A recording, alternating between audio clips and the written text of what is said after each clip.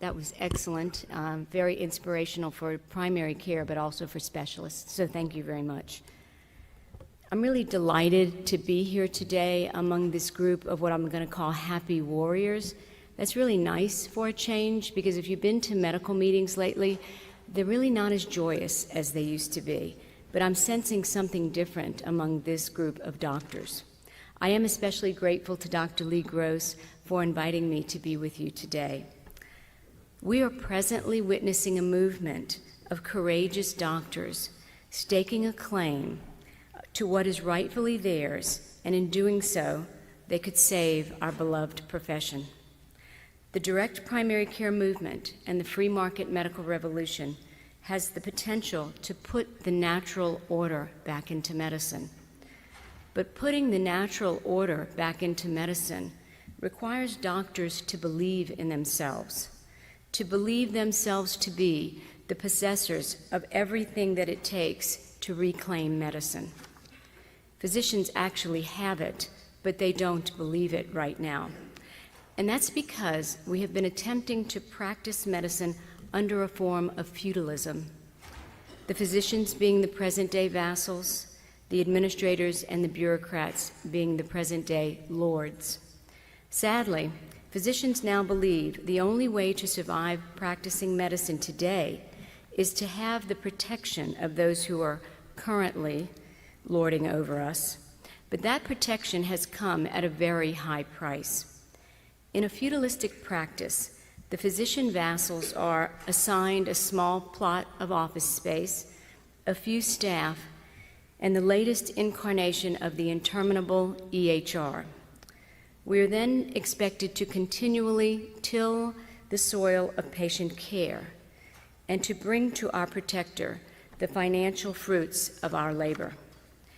We are allowed to keep a small percentage of what we collect, but the rest is taken as the price to practice medicine. We must also give to our overlords the respect and reverence they feel they deserve, lest we be labeled disruptive physicians. You see, a silent, dormant vassal, one who does not challenge their so-called protectors, would be the most prized vassal of all. But if we remember our history, feudalism failed centuries ago as a construct for a functional society. I believe we are seeing the same fate befall medical feudalism, because it too is a failed construct for a functional healthcare delivery system. But how do we get physicians to reject medical feudalism and to adopt the free market? I believe it will require a drastic change in the mindset of most of our physician colleagues, as was the case in my own life. It was just a few years ago that I was in what I would describe as a deeply dormant phase of my professional life. I stayed silent throughout most of my career on the important debates surrounding the economics and politics of medicine. Most of us made a purposeful choice that we would focus on taking care of the medical needs of our patient as our oath obligated, rather than taking on the bureaucrats and the administrators. Well, here we are today, overworked, unfulfilled, and being labeled as burned out, beholden not to our patients, but to these very bureaucrats and administrators. There was an issue, though, that jarred me out of my dormancy, which motivated me to activate and to become what I like to call a defender of the profession.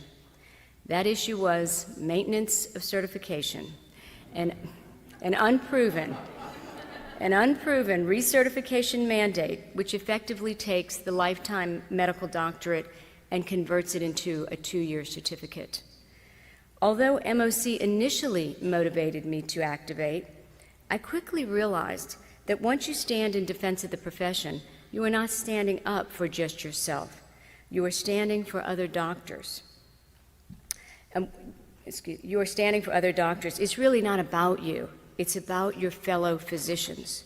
And I came to understand that once activated, there is no turning back, because you love the way it makes you feel. It gives you an energy that many physicians are lacking right now. To be perfectly honest, standing in defense of the profession is downright invigorating. But what makes our profession worth defending? Our profession is one of the original great learned professions, and there were only three: medicine, law, and theology. A learned profession is characterized by the accumulation of extensive knowledge and a willingness to teach and share that knowledge. There are obligations that come with being a member of one of these learned professions. There is an obligation to the client, or in our case, the patient, to the community, and to the profession itself.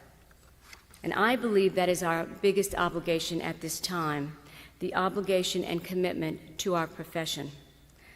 We are obligated to attempt to wake up this dormant giant, and by that I mean the entire house of medicine. We want all physicians to discover what we now know. There is a better way. But physicians have been dormant for a very long time, and unfortunately, many have become comfortable in that state. I would like to spend a few minutes discussing this concept of the dormant physician, something which afflicted me for most of my 30 years in medicine. The good news is, it's curable. The definition of dormant is something that is not active, growing, or being used, but is capable of becoming so. When I speak of the dormant physician, I am speaking of our physician voices not being used to speak out in defense of our profession, and of our inaction as physicians in fighting against conditions which we know denigrate our profession. I ask you to think back to your medical school days and answer the following. Would you have thought then that you and me and most of our fine colleagues would be so silent as our great and noble profession is being destroyed, as profiteers have overtaken the profession of medicine and are using our skills to profiteer off of the patients that we are committed to treat and that we have taken an oath not to harm? There is a reason we are so silent. It is because we are in what is called consequential dormancy. What do I mean by that term, consequential dormancy? Well, there are species out there that don't normally go dormant. It's not part of their normal life cycle. However, they will go into a dormant phase as a consequence of adverse conditions, essentially as a survival mechanism. I believe physicians have been driven into dormancy as a consequence of the many adverse conditions we face. What are these adverse conditions? Well, as we also like to say in medicine, they are too numerous to count, so let me just name a few. MACRA and MIPS. The enormity of this regulatory morass presented to physicians and the country as the so-called doc fix is truly incomprehensible, and it has already been proven to be failed policy. ICD-10, formerly ICD-9, and the loss of our medical language because of codes. Third parties, including Medicare, which have now taken the doctor's orders and made them doctor's suggestions, which I contend aren't even taken seriously. Your doctor's orders are promptly ignored the moment they are written. These same parties use language to promote themselves as payers when they do any and all things to avoid paying.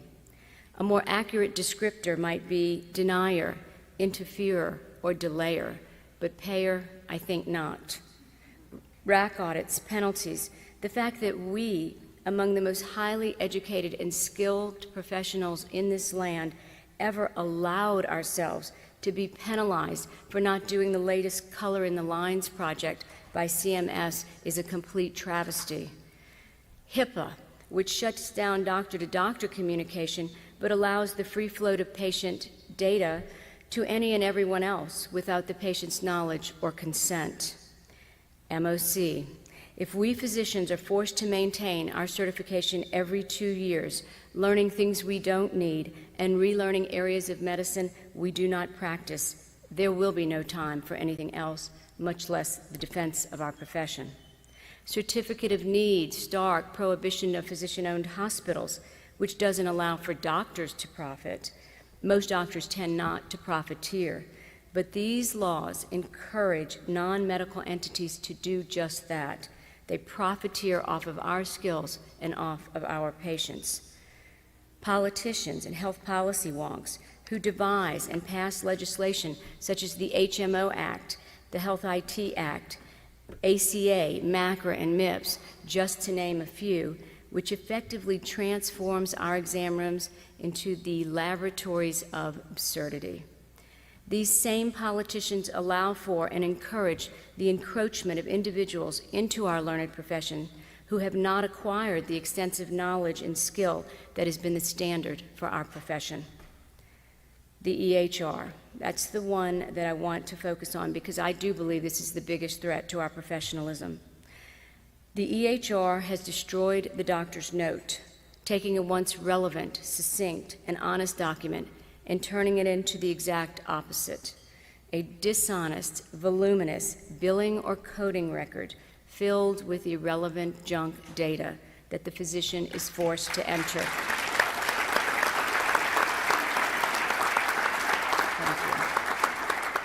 The government-mandated EHR has profoundly denigrated our profession, and it completely demoralizes physicians. And I believe it is the main contributor to the epidemic of physician burnout. I do not believe burnout is because physicians are working hard. That's kind of in our DNA. It's what we do. But our work has to have meaning, and because of the EHR, the work we are now doing is meaningless to physicians. The EHR indentures physicians into a servitude where they are doing 6 to 10 hours of uncompensated work a week. That works out to 4 to 6 weeks a year. The AMA recently tweeted out an article describing the 83 minutes a night that family physicians are spending at home doing tasks on their EHR. Instead of calling this an abomination and calling for the end of the EHR, the AMA chose to term it pajama time. I've also seen it referred to as date night with your EHR. I guess they were attempting to be funny in describing this, but frankly, I don't see it as humorous. When a physician provides uncompensated care to patients who are unable to pay because they are poor, that is a noble act. But this is not uncompensated care. This is indentured labor, which in effect props up Health IT and their junk product, and they have no impetus to change it because it is government mandated and because they are getting free labor. If one looks up the meaning of indentured servant, it will sound very familiar to physicians who use the EHR, but there is a glaring difference. In the past, an indentured servant eventually was freed from their servitude and commitment, and they had in return worked for something of very great value, such as American citizenship or the right to be brought to this great land. Physicians will never be freed from their servitude to the valueless EHR unless we just all decide to say no more. I recently tweeted on this topic, which is something that I like to do, and it said, in medicine, if we discover that something doesn't work or causes harm, we end it. We just stop doing it. But with a government mandate, a bad idea is forever. #ditch the EHR. You see, our silence and our inaction works to the advantage of some, as I have just pointed out, and those entities like us in our dormant state. But I suggest we try something new. We need to rise out of our dormancy. We must activate in defense of our beloved profession, and each and every one of us must become defenders of the profession. We need to come forth as a profession and say this simple but powerful word, no. Our professionalism, our oath, and our medical ethic demands that in unison we say, we are physicians and we don't do it that way. But can we be so bold? Can we just say no, and can we really take it back? Yes, I believe that we can, because there is a truism about physicians, which some of us seem to have forgotten, or maybe we've never known it, or we may just have never thought about it. But here it is. It is the physician who possesses the knowledge. It is the physician who has the skill. And that knowledge and skill is always with you. So where you go, it goes. It does not stay behind if you decide to get out of a situation which forces you to do things counter to your oath. All of your education, your training, and now your experience is yours, and it has enormous value. No one else can do anything without us, frankly. We're the ones with the knowledge, and they, insurance companies, government, pharmacies, corporatists, health IT, administrators, and yes, even the patients, are the ones with the need. We're the ones, however, who have taken the oath. We are the ones with the responsibility to our patients and our beloved profession. And that's exactly why we must take it back. Well, all we need to do is to look right here in this room and to this movement. Don't you remember the predictions about primary care? Primary care doctors were going to be a thing of the past. They wouldn't be needed. The primary care doctor was going to be easily replaced by non-physician extenders. Well, that's all wrong, as we now see. The independent, direct primary doctor has said, forget you to insurance companies. They've said, forget you to Medicare. And they're saying, forget you to mega corporate pharmacies because they are dispensing medication right out of their own offices.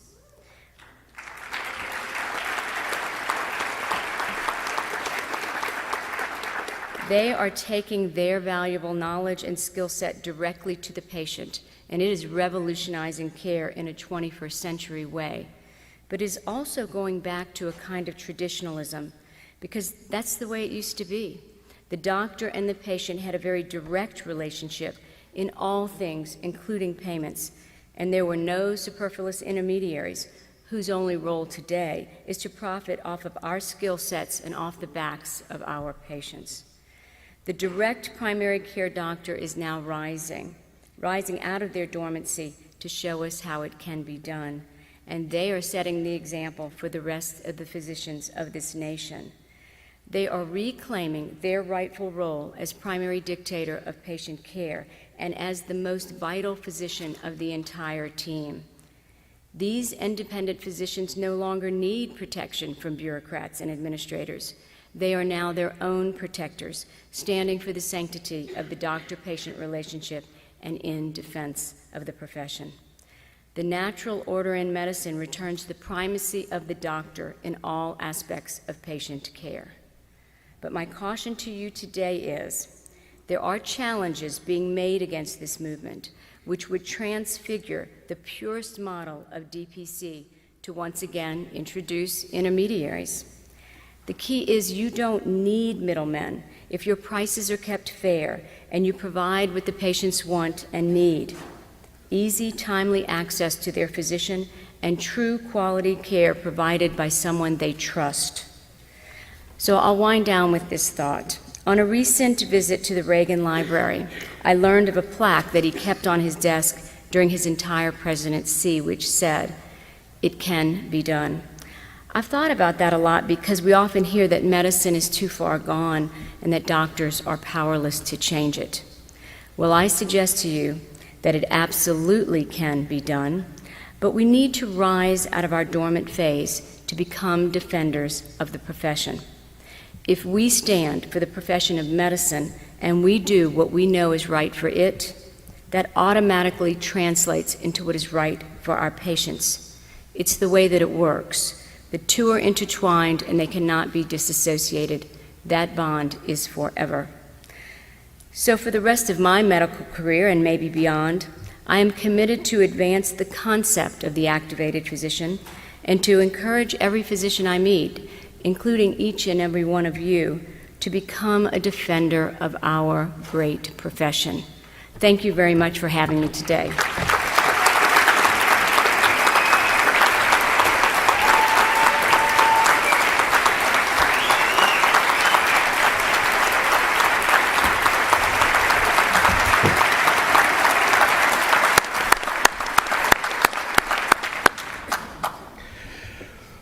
I was really hoping to go after Chad.